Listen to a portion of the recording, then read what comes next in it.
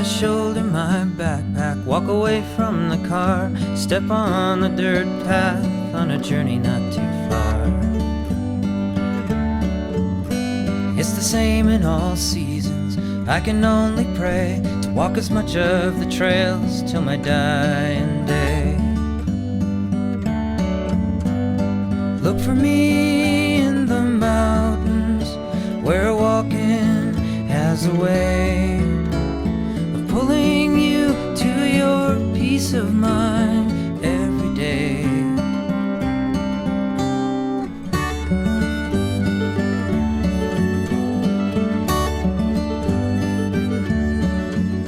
I trade all my ambition, all the money I could make, to walk up on the high road, camp down by the lake. Hi, I'm Greg, and I live with my family in the Northwest Territories.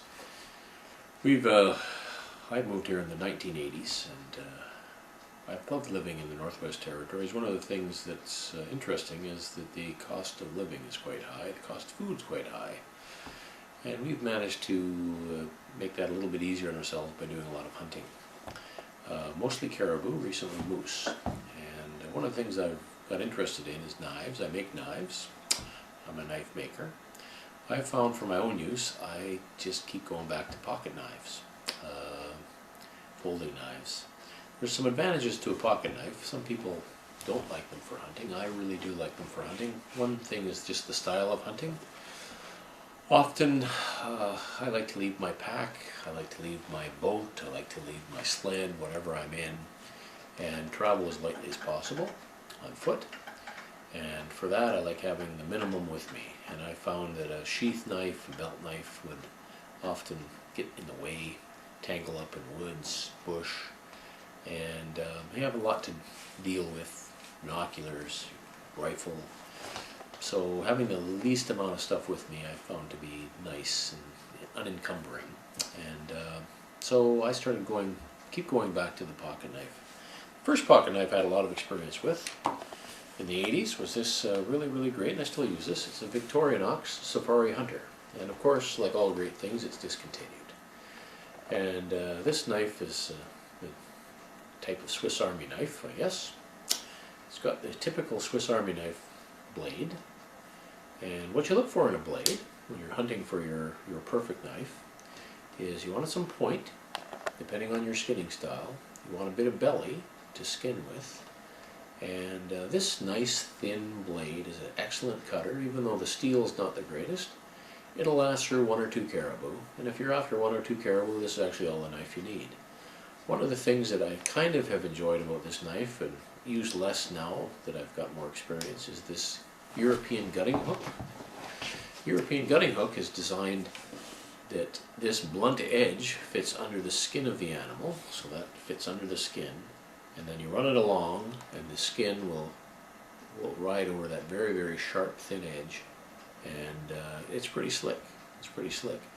Not as useful as I found recently on a moose, where the moose are so tightly attached that you really have to push very hard. That started to lose some of its utility, and I don't use those gut hooks anymore anyway, and most hunters don't. This also came with a saw, and you will see many new hunters using saws and axes and all sorts of stuff. I've noticed that the more experienced people will generally have a knife. They know where the joints are, and they don't need to use that. So that was my first knife. I still use that knife. You won't find that knife. One of the things that I find when you're skinning an animal in cold weather, -30, -40, is you don't want to fool around, and a little bit more cutting power than that is useful.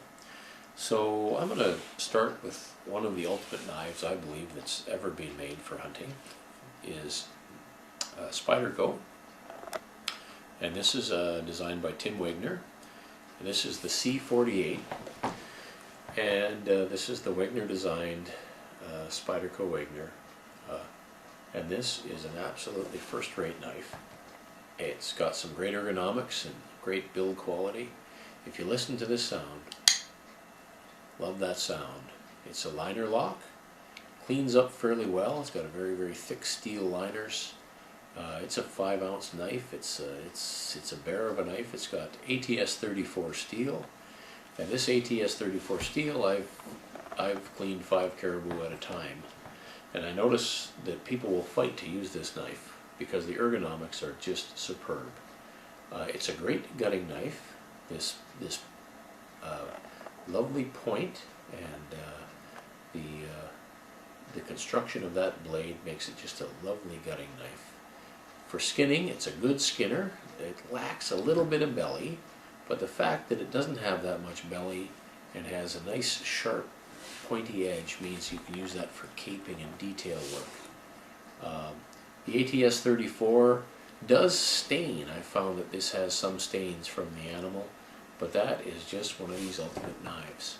And it's got a lot of the design features: the belly, the point, nice length, about palm width, which is about the length you want for a hunting knife.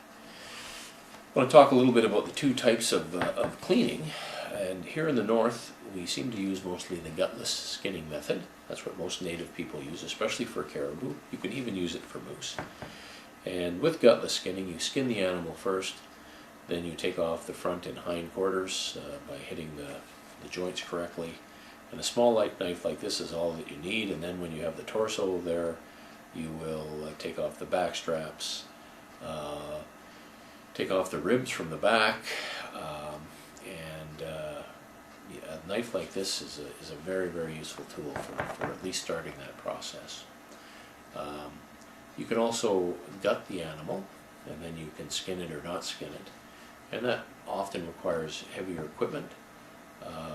To use the more traditional southern style, the native style, a knife and knowledge is all you really need.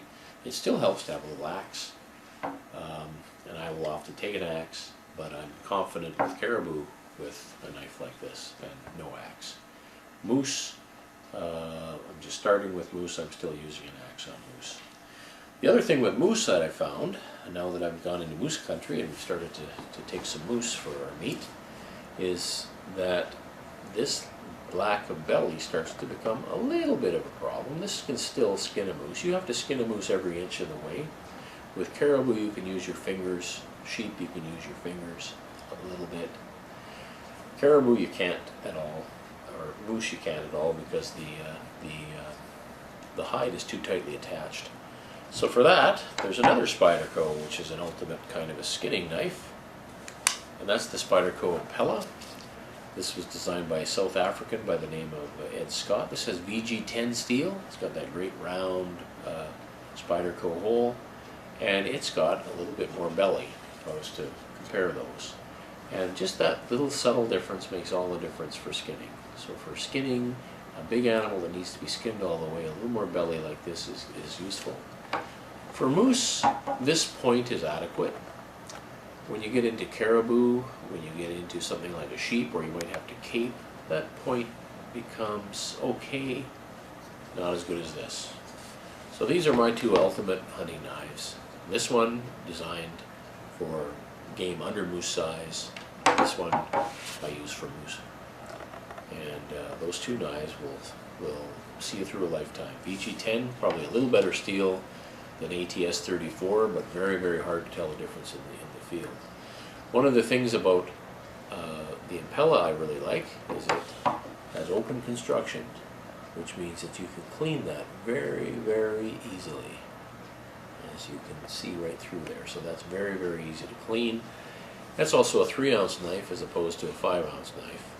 You can really tell the difference. This might be a beefier knife, but this one's beefy enough, a little bit nicer in your pocket. Both those knives are discontinued. If I was to look for a knife today that's of equal quality to these knives, there's only one that I know of, and that's Tim Wegner's own Blade Tech. He has his own company now, Blade Tech. He makes his own knives, and that's the Pro Hunter in S30V, which is a better steel still. It's a flat grind rather than a hollow grind, which doesn't make that much difference.